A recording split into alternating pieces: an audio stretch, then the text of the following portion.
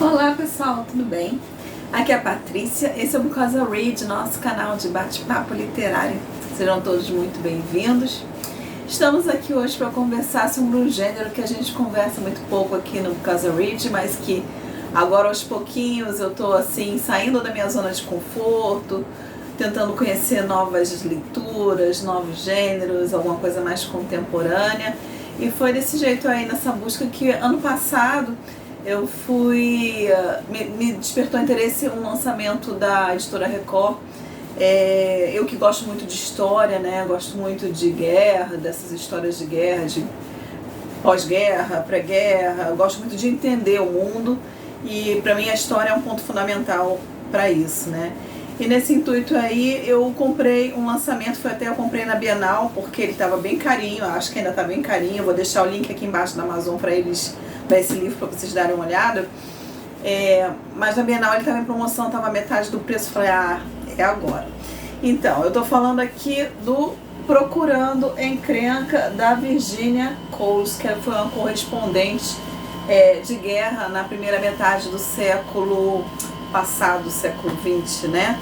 Ela esteve em vários conflitos e ela descreve aqui de uma forma muito interessante. Ela faz uma espécie de diário de guerra aqui, mas de vários conflitos diferentes, e a gente vai estar conversando um pouquinho sobre o que ela traz aqui nesse livro, né?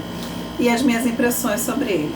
Mas antes de mais nada, eu vou pedir para você não esquecer de deixar o seu like, de você curtir o vídeo. Se você não é inscrito no nosso canal, está aparecendo aqui pela primeira vez, seja muito bem-vindo. Não deixe de se inscrever no canal, de acompanhar nossos bate-papos literários. Mês que vem nós recomeçamos a nossa leitura conjunta. Because I Read faz uma leitura conjunta todo mês. Essa semana agora que vem, depois que passar o carnaval, eu vou estar vindo aqui nas nossas redes sociais. A gente tem um perfil no Instagram, um grupo no Facebook, os links vão estar aqui embaixo na descrição do vídeo, para a gente escolher. Eu vou dar algumas opções, a gente vai escolher a nossa leitura conjunta de março, a primeira do ano. Vai ser muito bom, não deixem de participar, pessoal. Então tá, vamos voltar aqui para o nosso livro. Como sempre eu vou falar um pouquinho da Virginia, da autora, né? A Virginia Coles, ela nasceu nos Estados Unidos, era americana, em 1910. Ela começou a sua carreira jornalística, né? Ela foi historiadora, biógrafa. Ela escreveu várias biografias, não só de personalidades, tipo Winston Churchill e outras pessoas, mas também de famílias, sabe? Tipo Romanov e outras famílias importantes dentro do cenário político mundial da época dela. E ela começou a carreira como jornalista em grandes, como é que se fala, uma grande rede de mídia nos Estados Unidos, de jornalismo, e ela tinha colunas sociais, né, que ela falava de moda, falava da sociedade, tudo. E assim, quando bateu os 20 e poucos anos, ela foi querendo algo mais, e foi exatamente no momento, em 1937, quando estava acontecendo, né, a Guerra Civil Espanhola, e deu a louca nela. Ela falou que ela ia cobrir esse conflito, conversou lá com os patrões dela lá e botou o pé no mundo e foi para a Europa cobrir as situações que estavam acontecendo na Europa, tudo que estava borbulhando na Europa naquele momento, né? Que mais? Ela, em 1947, ela ganhou a Ordem do Império Britânico pelos seus serviços como correspondente de guerra. Ela morreu em 1983 na França em um acidente de carro, né? Então, essa Virginia Coles, esse aqui foi o primeiro livro publicado dela, né? Depois disso teve essas biografias, como eu já conversei com vocês. E aí vamos falar um pouquinho sobre o que é esse livro. Esse livro é praticamente um diário de guerra, como eu já disse, né? Ela vai cobrir, infelizmente, né, a primeira metade do século XX foi repleto de conflitos, né? E ela vai cobrir esses conflitos. Então, ela diz que ela vai, logo no início aqui do livro, ela vai dizendo que ela vai com o pé à frente, outro atrás, vai meter a cara Mas logo o leitor mais atento vai descobrir que ela tinha muito, que ela não devia ser de uma família comum. Eu diria que ela era de uma família com influência política, com influência econômica, porque ela tem acesso não só aos jornalistas, né? Os jornalistas seria uma coisa normal, já que ela era uma jornalista, então ela tem acesso a diferentes jornalistas, ela tem um círculo de conhecimento muito grande no meio jornalístico, mas não só no meio jornalístico, ela tem um círculo muito grande de conhecimento no meio político e de famílias influentes praticamente em toda a Europa, né? E só gente assim, top de linha, né? Empresários, industriais, chefes de Estado, diplomatas. E isso para ela aqui, né, nas informações que ela vai nos trazer, é muito importante, porque ela vai trazer um panorama que ela vai cobrir. E eu acho que esse é um dos fatores mais que me prenderam a essa história aqui, além da narrativa muito fluida, né, a narrativa de uma jornalista, mas me prendeu muito aqui a história, foi que ela cobre desde a faxineira, a dona de casa, o entregador de leite, e ela vai subindo, ela vai passando pelos exércitos, ela acampa com os soldados de diferentes, né, dos diferentes lados de cada conflito, ela conversa com os generais, ela conversa com os políticos, ela conversa com os jornalistas, ela conversa com o povo, ela conversa com os líderes de Estado, ela conversa com diplomatas, ela conversa com todo mundo. E isso aqui pra gente traz um panorama maravilhoso das situações que ela está relatando aqui, né? Então, em primeiro lugar, que ela vai cobrir a Guerra Civil Espanhola. Ela começa cobrindo o lado da Espanha republicana, né? Ela vai para Madrid, se hospeda no hotel, onde estão hospedados várias outras personalidades, muitos jornalistas. Naquela época tinha um negócio muito interessante, porque para passar uma matéria para o seu jornal, né? Que já que você não era daquele país, você tinha que correr por telefone, tinha os telefonistas que faziam a ligação e você tinha que passar a matéria toda por telefone. Pelo que ela conta aqui, era a maior loucura quando acontecia alguma coisa, que todo mundo corria para os telefones para passar as matérias. Quando conseguia finalmente passar a matéria, já estava aquela notícia velha, já tinha outra notícia para entrar. E ela, pelo estilinho dela aqui, você vê que ela foi para a guerra de casaco de pele e salto alto, né? Tanto é que durante aqui a narrativa você vê que ela mesma brinca, que muita gente tira sarro, né? Falando para ela trocar o sapato alto por uma bota. Mas ela era esse estilo, mas ela não é pedante não, apesar de eu achar que ela era de uma boa família, de uma família abastada, ter muito conhecimento. A linguagem dela é bem assim, povo, tanto é que ela consegue conversar e conseguir informações de todo mundo, porque ela parece que ela tinha um approach, né, uma aproximação muito fácil com qualquer tipo de nível, camada social, qualquer tipo de pessoa. E isso aqui é muito interessante da Virgínia, né? Então, como eu já disse, ela vai primeiro cobrir o lado republicano.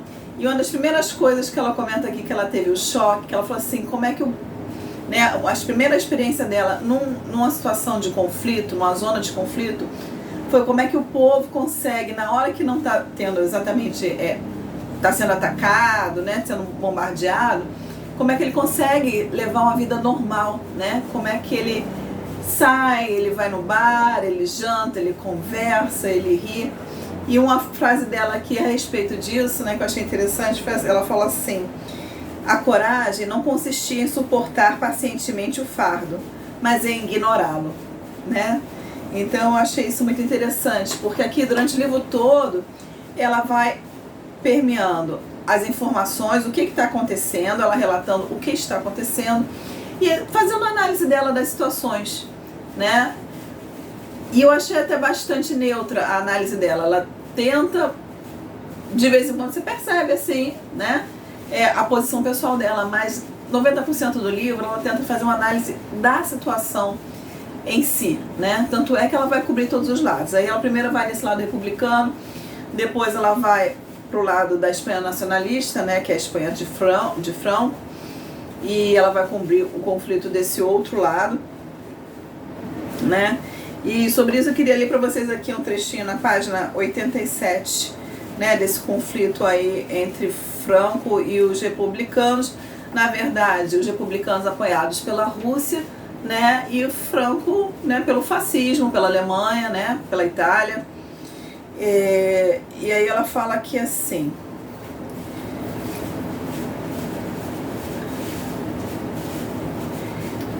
deixa eu ver aqui se é nessa página mesmo. Isso aqui mesmo, Patrícia. Estava muito mais interessada no lado humano, né? É isso que ela explica. Ela queria saber a posição das pessoas, dos diferentes níveis sociais em relação àquele conflito, né? As forças que haviam urgido as pessoas a tal teste de resistência e a paradoxal mistura de qualidades ferozes e gentis que seu sofrimento produzira. Eu ainda estava surpresa com quão impessoal era a guerra, né?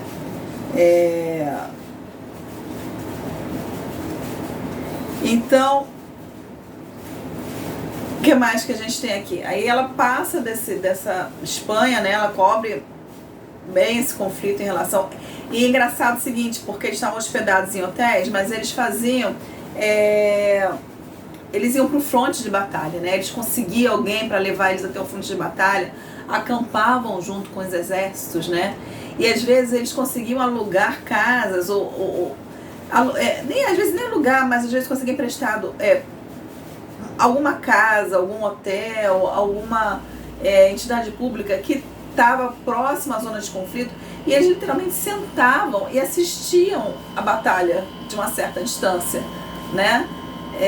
Isso eu achei uma coisa muito interessante, essa forma de trabalhar, de conseguir as informações, né? Deixa eu ler outro trechinho aqui para vocês, que ela fala aqui, página 135. Análise dela sobre essa situação do conflito da Guerra Civil Espanhola, né? Embora sentisse simpatia pelos esforços da República contra os militares e os proprietários de terra que haviam se rebelado para reconquistar seus antigos privilégios, eu não acreditava que a democracia fosse emergir da guerra, quem quer que vencesse, né?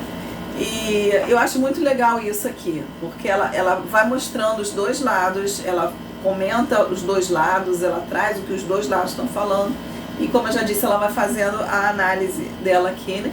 Cada um, o leitor concorda ou não, mas é interessante, é quase como a gente vai fazer uma troca com ela, né? Um bate-papo com ela aqui, né?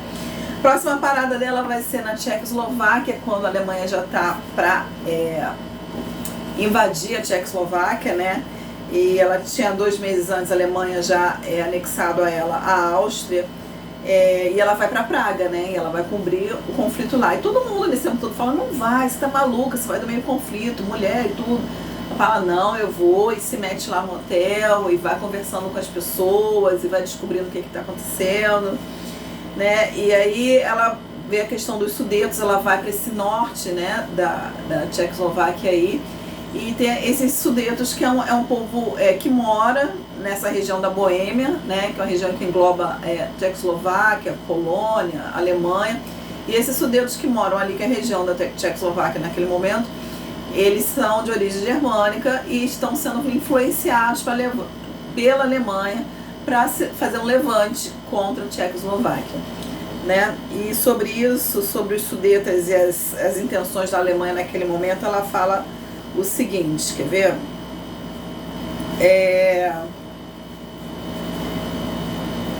Vamos lá. Deixa eu achar aqui não, peraí, desculpa, 175.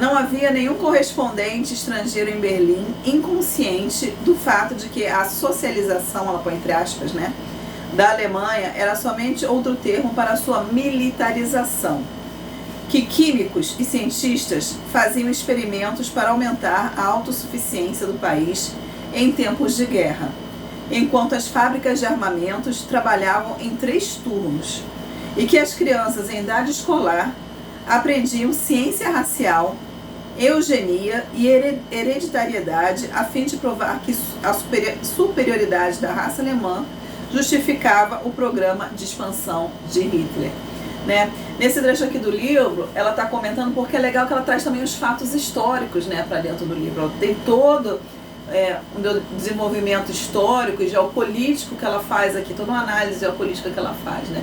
Então ela fala que desde o final da Primeira Guerra Mundial, que está havendo essa preparação do povo alemão para incutir essa mentalidade que é um povo que é uma raça superior e que eles precisam, né, ajudar a Europa, né, a entrar dentro dessa mentalidade deles, né, que eles que sabem lidar, que eles que vão saber governar a Europa, né.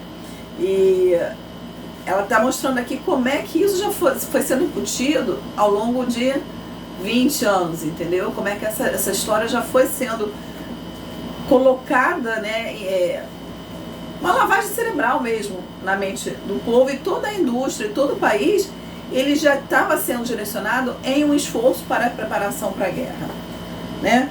Ela para depois, ela vai para a Rússia, e essa entrada na Rússia dela foi muito difícil, porque ela não estava conseguindo visto de jeito nenhum para entrar na Rússia, mas ela tinha um conhecido lá, e ela ficou muito surpresa na Rússia também, porque ela percebeu assim, a situação de miséria que o povo russo em geral vivia, a situação de não poder falar nada.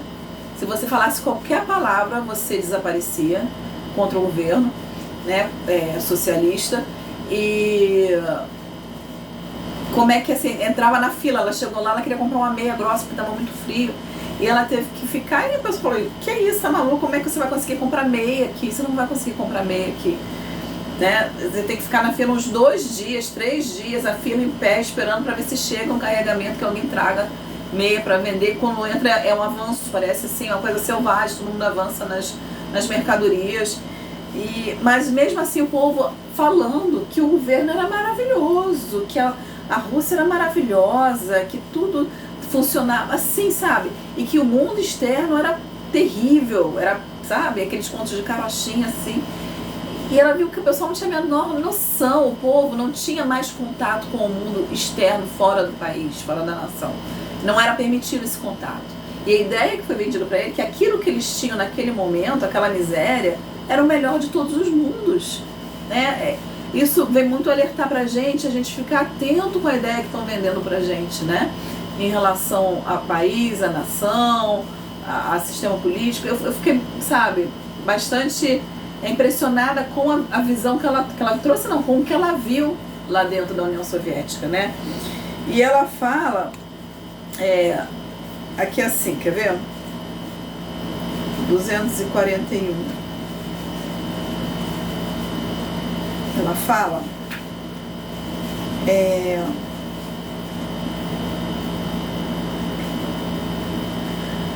a União Soviética era uma estranha caricatura da civilização ocidental.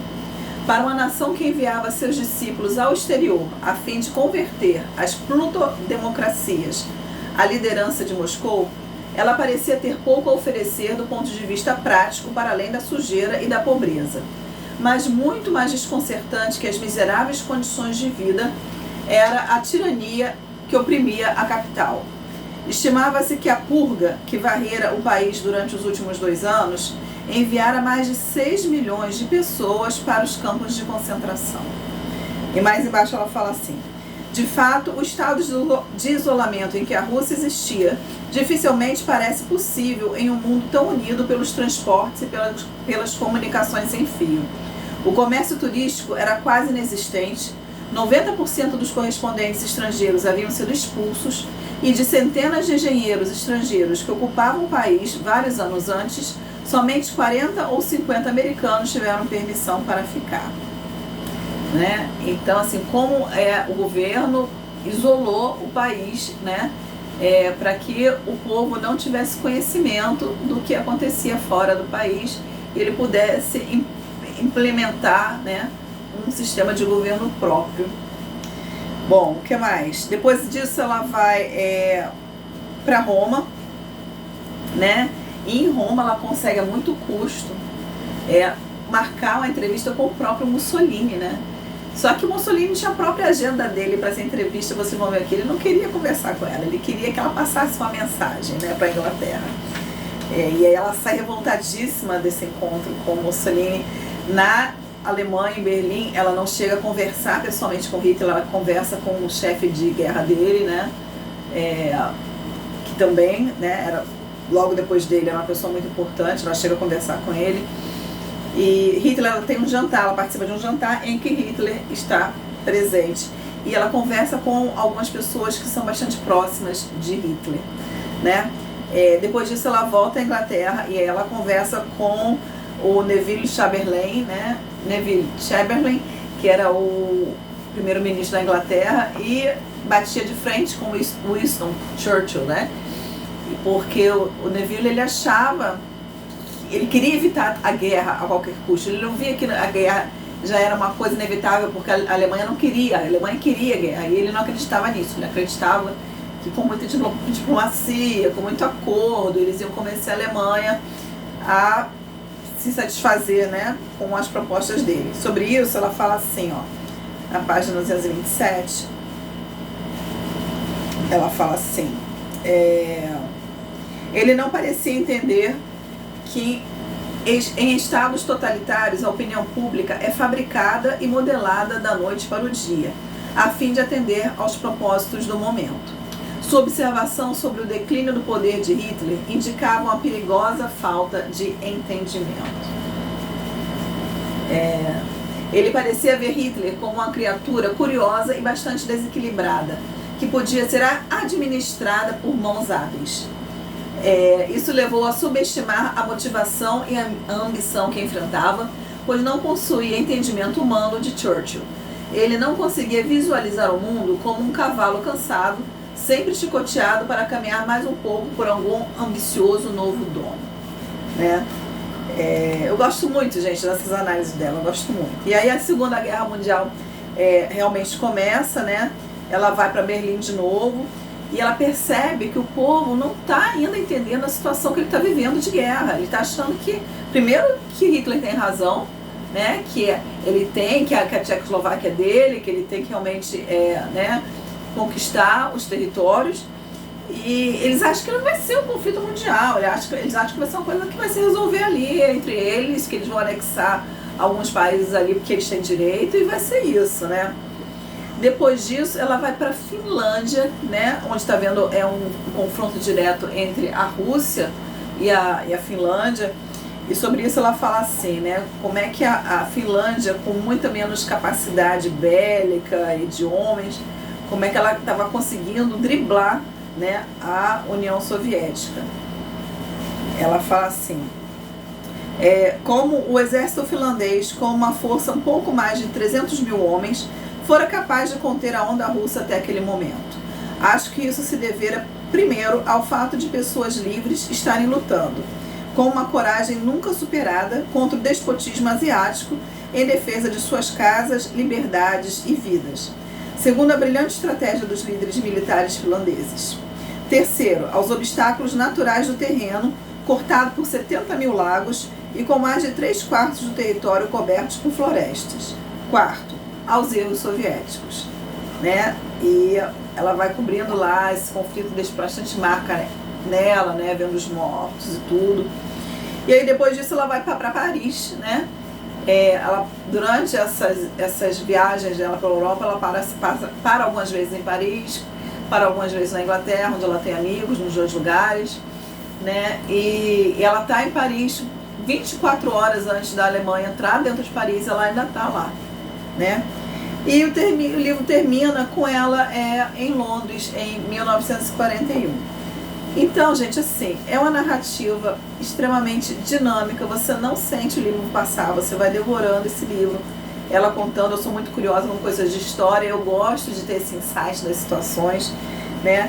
Eu gostei muito, me agradou muito essa diferente ângulos que ela traz à história, desde, como eu falei, desde o faxineiro, a dona de casa, o leiteiro, até aqueles mesmos que estavam lidando diretamente, tomando a decisão se o mundo ia entrar em guerra ou não, né? O conhecimento geopolítico dela é maravilhoso, o conhecimento de história dela é muito bom, né? Ela tinha muita facilidade para circular em todos os meios, como eu já falei, lá em cima, no top de linha, né? O pessoal que toma a decisão, o pessoal que decide, que faz acontecer. Ela foi pro meio de soldados, conversar com os soldados. Ela teve em todos os buracos, todos os extremos, todas as posições de cada conflito que ela acompanhou, né? Pra ver o que estava acontecendo. E, gente, aqui ao longo da história, ela vai passando por vários apertos. Ela se mete em cada situação que você não vai acreditar.